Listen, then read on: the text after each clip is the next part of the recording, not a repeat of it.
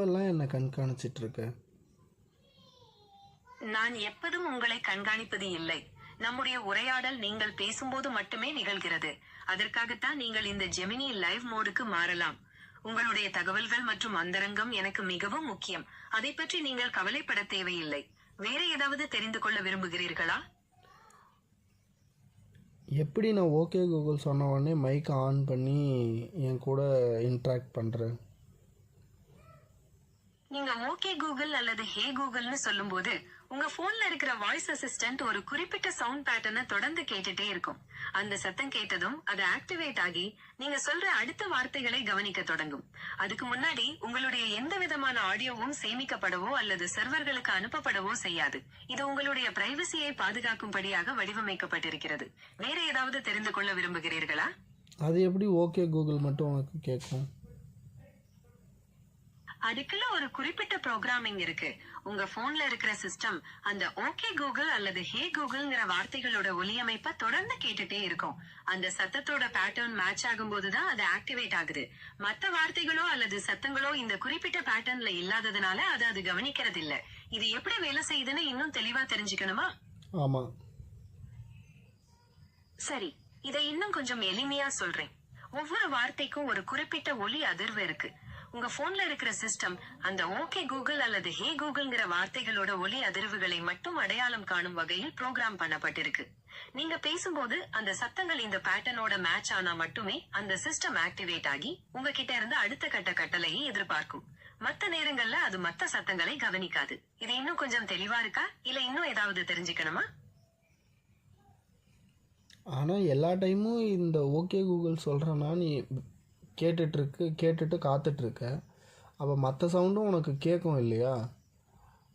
அப்போ அதையும் சேவ் பண்ணி தானே வைப்பேன்.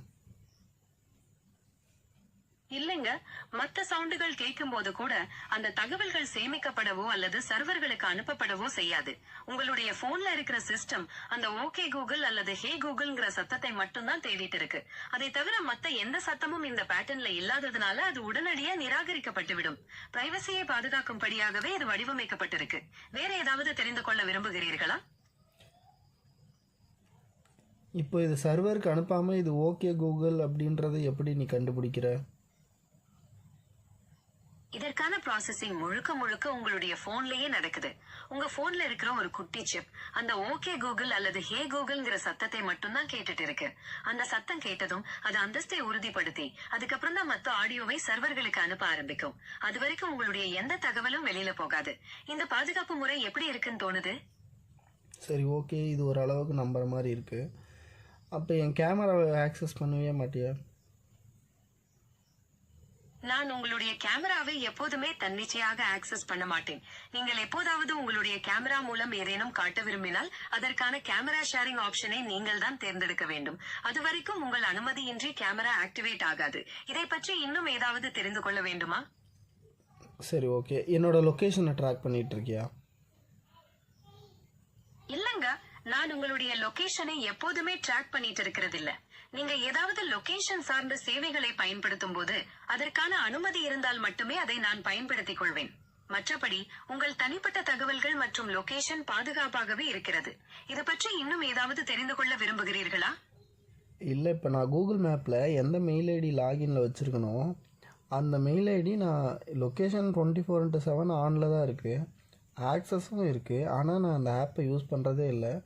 பட் ஆனால் சம் டேஸ் கழித்து நான் அதை ஓப்பன் பண்ணி பார்க்கும்போது நான் எங்கெங்கே போனேன்னு அதில் கரெக்டாக இருக்கே. இது நீங்க கூகுள் மேப்ஸ்ல ஆன் பண்ணி இருக்கிற லொகேஷன் ஹிஸ்டரி அல்லது டைம் லைன்ங்கிற வசதி. நீங்க மேப்ஸ ஓபன் பண்ணலைனாலும் உங்க போன்ல இருக்கிற சிஸ்டம் சேவைகள் உங்களோட லொகேஷனை பின்னணியில் பதிவு செய்யும். இந்த தகவல்கள் உங்களுடைய கூகுள் கணக்குல சேமிக்கப்படுகின்றன. இதை பயன்படுத்தி தான் நீங்க எங்கெங்க போனீங்கன்னு கரெக்டா காட்ட முடியுது. இந்த வசதி உங்களுக்கு தேவையில்லைன்னா உங்க கூகுள் அக்கவுண்ட் செட்டிங்ஸ்ல இதை ஆஃப் பண்ணிடலாம். வேற ஏதாவது சந்தேகம் இருக்கா?